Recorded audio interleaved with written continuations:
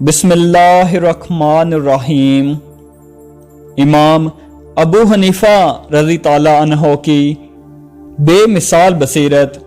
ایک شخص نے امام صاحب سے عرض کیا کہ میں نے کچھ روپے ایک جگہ چھپا کر رکھ دیے تھے، اب وہ جگہ مجھے یاد نہیں آتی، میں کیا کروں؟ امام صاحب نے فرمایا کہ یہ کوئی واقعہ کا مسئلہ تو ہے نہیں جو تم مجھ سے پوچھنے آئے ہو۔ پھر جب اس شخص نے زیادہ اصرار کیا تو امام صاحب نے کہا کہ آج تمام رات تم نماز پڑھو، انشاءاللہ کوئی صورت پیدا ہو جائے گی۔ اس شخص نے رات کو نماز پڑھنا شروع ہی کیا تھا کہ اسے یاد آ گیا کہ اس نے روپے کہاں رکھے تھے، اور وہ نماز چھوڑ کر فوراً اپنا دفینہ نکالنے بھاگ کھڑا ہوا۔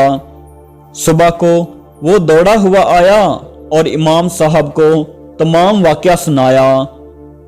امام صاحب نے فرمایا، ہاں، شیطان کیسے برداشت کرتا کہ تم ساری رات نماز پڑھتے رہو، پھر بھی تمہیں چاہیے تھا کہ ساری رات نماز پڑھتے رہتے۔